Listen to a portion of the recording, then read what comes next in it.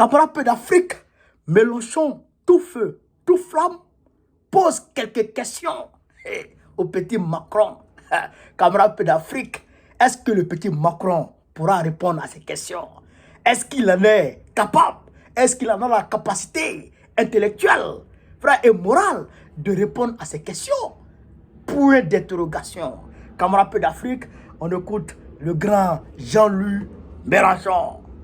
La suite, c'est le crime de guerre qui est en train de se commettre à Gaza, où on est en train d'enfouir sous les bombes de pauvres gens qui sont hors d'état de faire quoi que ce soit. Et alors, maintenant, c'est à mon tour de poser la question.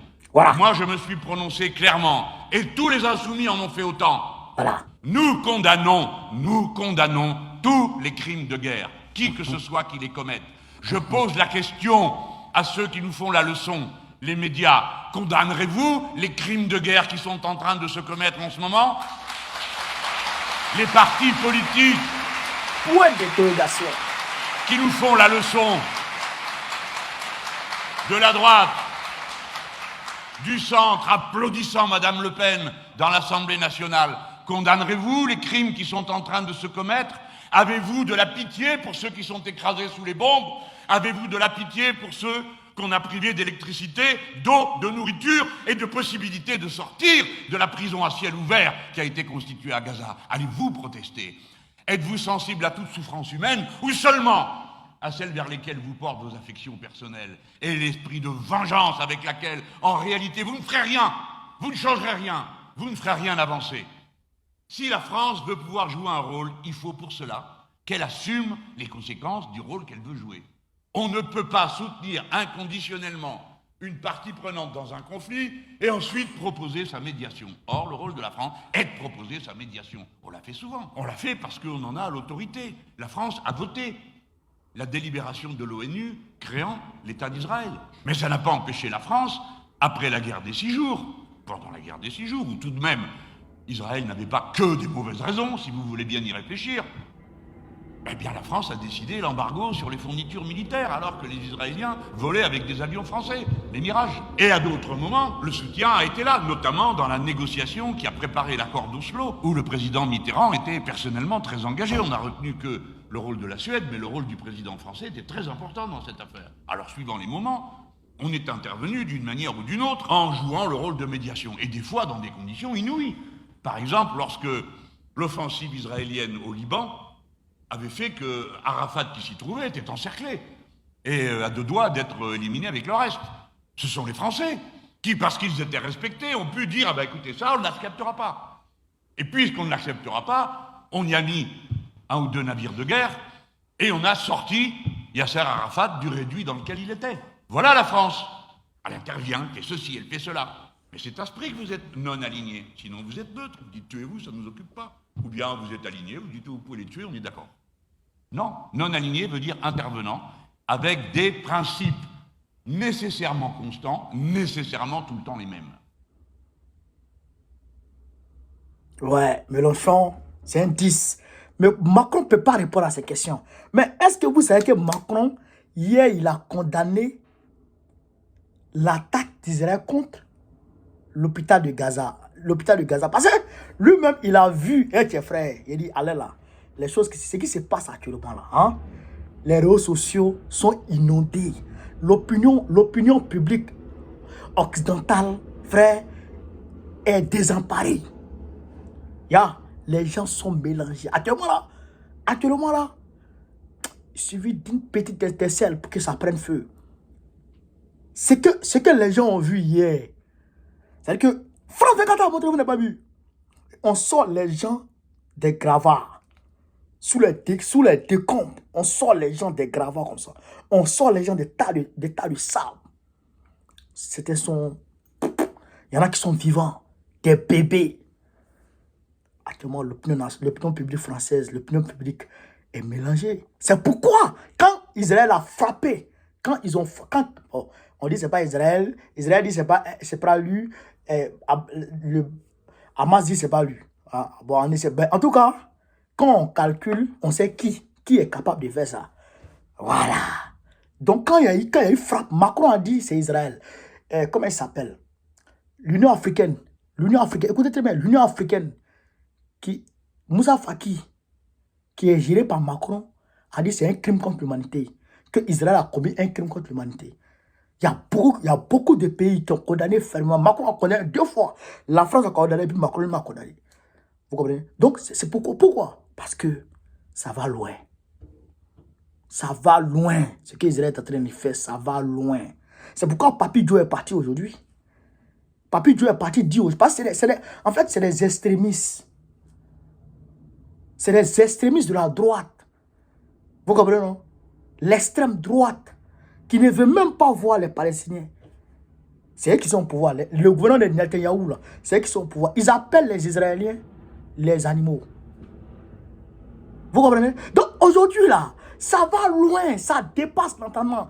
Et ils pensaient que la guerre de 6 jours, la guerre de Kippour, ils ont pu gérer ça parce que c'est les médias qui étaient contrôlés. Bon, oui, les réseaux sociaux ne sont pas contrôlés. Hein. Les réseaux sociaux ne sont pas contrôlés. Donc les gens voient sur les réseaux sociaux ce qui se passe.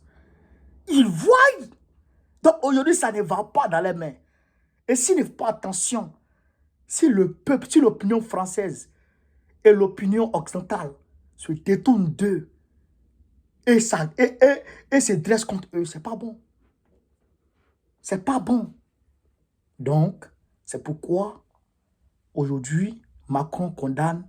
Papi Dieu est parti les voir pour dire vraiment, c'est vrai, hein, mais l'action humanitaire là, le couloir humanitaire, il faut ouvrir le couloir humanitaire.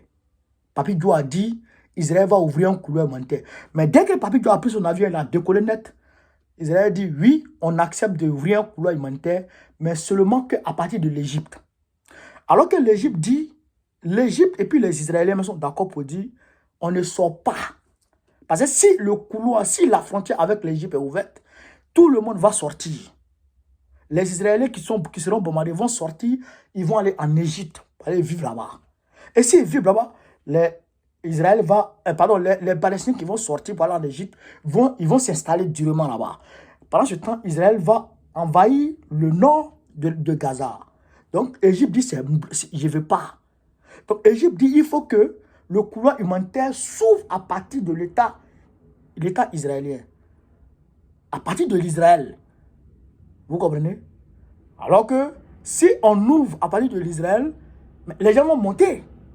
Et les ressortissants américains, les ressortissants occidentaux, les ressortissants étrangers qui sont là-bas, eux, ils vont sortir. Vous comprenez? Pour venir en Israël. Donc, Israël ne veut pas ça aussi. Donc, Israël dit, personne ne rentre. Aucun couloir humanitaire ne s'ouvre à partir de son territoire. Donc, ce que Papi Joe a dit là, les gens ont mis ça à côté. Donc, actuellement, le peuple de Gaza, ils n'ont pas d'eau, ils n'ont pas de nourriture, ils n'ont pas d'électricité, ils n'ont pas de gaz, rien. Actuellement, en tout cas, ils boivent l'eau de mer. Ouais, tellement ça ne va pas. Vous avez compris? C'est ça actuellement en Israël, en Palestine. Donc, c'est la question que Mélenchon pose à Macron, s'il peut répondre. Il ne peut pas répondre à ça. Aujourd'hui, aux Nations Unies, le Brésil a pris une résolution, a demandé une résolution. Les États-Unis ont mis leur veto. Couloir humanitaire à partir de comment on appelle ça? C'est-à-dire qu'Israël doit lever les veto. Israël doit lever le blocus autour de l'eau, l'électricité, puis le gaz, et puis de l'eau, et puis ouvrir un couloir humanitaire. Papi Joe a mis son veto. Les États-Unis ont mis leur veto contre cette résolution à l'ONU. Donc, la résolution peut passer. Donc, Papi Joe s'associe à Israël pour condamner la Palestine d'eau, condamner à la soif, à la famine et en tout cas à la déshumanisation. Vous avez compris un peu? Quand je vous parle du monde, vous comprenez un peu? Quand je vous parle du monde d'aujourd'hui, vous comprenez? Camarades d'Afrique, faites attention au monde d'aujourd'hui. Le monde d'aujourd'hui n'est pas bien. C'est-à-dire qu'il n'y a pas d'humanité aujourd'hui. Aujourd'hui, on est dans une espèce de jungle où le plus fort mange le plus faible. Où les rapports, où les puissants broient les plus faibles. Donc, pour être plus fort, il faut s'unir. C'est pourquoi il est impératif que le Sud global s'unisse, mais que l'Afrique même s'unisse. C'est de ça qu'il s'agit, camarades d'Afrique. C'est de ça d'autres les questions. Parce que toi, tu ne... Regarde, si les Arabes ne sont rien devant les Américains, c'est des sous-hommes. Mais les Américains eux-mêmes ont exterminé un peuple sur le territoire américain. Oui, les Amérindiens. Ils ont exterminé les Amérindiens pour s'installer là. Donc, c'est la même chose qu'ils sont en train de faire en Palestine. C'est de ça dont les questions, chers camarades. Hein? Bonnet blanc, blanc, bonnet. Donc, aujourd'hui, il faut que le peuple se réveille. Voilà. Camarades de l'Afrique, pendant cette vidéo, mettez-la partout à travers le monde entier. Sur ce, vive la paix dans le monde. Vive le monde multipolaire. Vive l'Afrique libre. Vive tous les présidents panafricains. Babo, président de la Côte d'Ivoire du 25, Charles. On est ensemble. Partagez la vidéo.